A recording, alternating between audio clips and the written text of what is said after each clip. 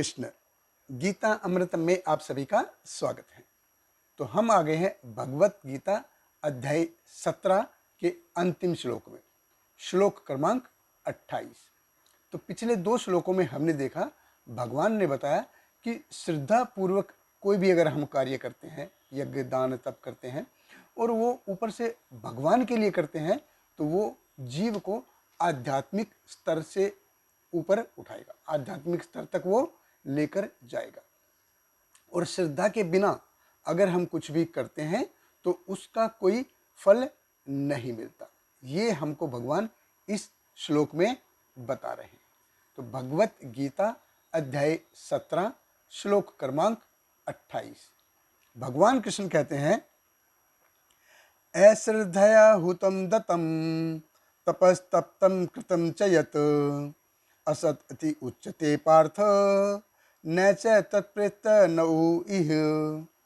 भगवान कृष्ण कहते हैं, हे पार्थ, श्रद्धा के बिना यज्ञ दान या तप के रूप में जो भी किया जाता है वह नश्वर है, वह असत कहलाता है और इस जन्म तथा अगले जन्म दोनों में ही व्यर्थ जाता है। देखिए, भगवान कृष्ण कहते हैं अश्रद्धाया। देखिए, जीव के लिए ये श्रद्धा है वो कितनी महत्वपूर्ण है कि बिना श्रद्धा के कुछ भी काम आगे नहीं बढ़ सकता। भगवान कृष्ण कहते हैं हुतम, हुतम अर्थात होम हवन यज्ञ, अगर ये बिना श्रद्धा के करते हैं तो ये इसका कोई फल नहीं मिलेगा। दत्तम, कोई भी अगर हम दान देते हैं, किसी चीज़ का भी दान देते हैं, अगर श्रद्धा नहीं है तो उसका फल व्यर्थ हो जाता है।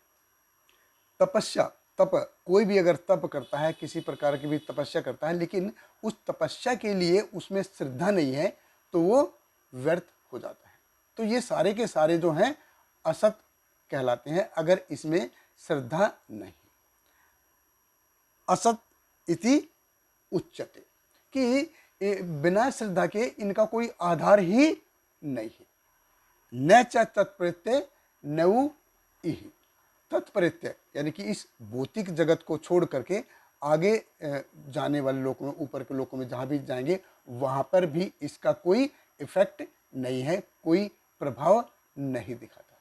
नौ इह, इधर भी नहीं है। कोई भी अगर कोई यज्ञ दान तप करता है तो अगर वो उसमें श्रद्धा नहीं है तो उसकी वैल्यू क्या है? उसकी वैल्यू जीरो है। तो जीरो वैल्यू हो जाती है अगर बिना श्रद्धा के कोई भी यज्ञ दान तप हवन किया जाता है। तो जब तक किसी चीज़ पे श्रद्धा नहीं है वो असल में हमको करना ही नहीं चाहिए। क्यों नहीं करना चाहिए? क्योंकि उसका जो फल है वो उपयोगी नहीं है, उपयोगी नहीं है। अभी एक तरह से अगर हम देखें तो सत्वगुण और रजोगुण, इसमें ही थोड़ा सा चांस रहता है आगे जाने के लिए। लेकिन अगर तमस में, तमोगुण में कोई भी यज्ञ दान या तपस्या की जाती है तो उसकी जीरो वैल्यू है। उससे अब व्यक्ति को लगेगा कि वो कर रहा है लेकिन उससे कुछ होगा नहीं, वो अपना प्रभाव नहीं दिखाएगा। और हमने देखा था सात्विक और राजसिक यज्ञ दान तप की परिभाषा भगवान ने कैसे दी थी, कैसे देते हैं भगवान? भगवान कहते हैं कि एक तो ये शास्त्र विधि होना चाहिए, शास्त्र, तभी वो सत्व या रजस में हो सकता है। और अगर फल के नज़रिए से देखें तो क्या मैं ये मेरे लिए कर रहा हूँ? नहीं, ये मेरे लिए मैं नहीं कर रहा हूँ। इसमें व्यक्ति को, जीव को फल की कोई अपेक्षा नहीं रहती है, वो सिर्फ कर रहा है किस लिए?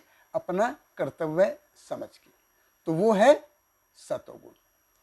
और अगर मैं मेरे लिए कर रहा हूँ, मेरे को इससे, जो मैं कर रहा हूँ इससे मेरे को कुछ फल की अपेक्षा है, तो वो है रजस, है वो रजोगुणी है। तो यहाँ पे क्या है? यहाँ पे श्रद्धा ही नहीं है, तो इसका मतलब ये तामसिक हो जाता है। तो ना तो उसका यहाँ पे और ना ही आगे जाके कोई उसका फल मिलने वाला है, उसका कोई उपयोग है ही नहीं। तो मुख्य बिंदु क्या है? मुख्य बिंदु है श्रद्धा। तो बिना श्रद्धा के कुछ भी होता नहीं है। तो जहाँ पे श्रद्धा नहीं है वो कार्य करना ही नहीं चाहिए, क्योंकि उसको करने का कुछ फायदा ही नहीं है। श्रद्धा, श्रद्धा अर्थात जो सामने दिख रही है उसके ऊपर विश्वास नहीं, वो श्रद्धा नहीं है, वो तो सच है, फैक्ट है, वो तो हमको दिखाई दे रहा है। श्रद्धा अर्थात जो हमको सामने दिखाई नहीं देता है उसके ऊपर भरोसा, उसके ऊपर विश्वास, वो है श्रद्धा। तो ये जैसे इसको सिंपल एग्जांपल से जैसे हम देखते हैं कि जैसे हर एक माँ बाप है, वो अपने बच्चे को स्कूल भेजता है, कॉलेज भेजता है, तो क्या सभी को नौकरी मिलती है क्या? सभी आईएएस, इंजीनियर, डॉक्टर है क्या? नहीं।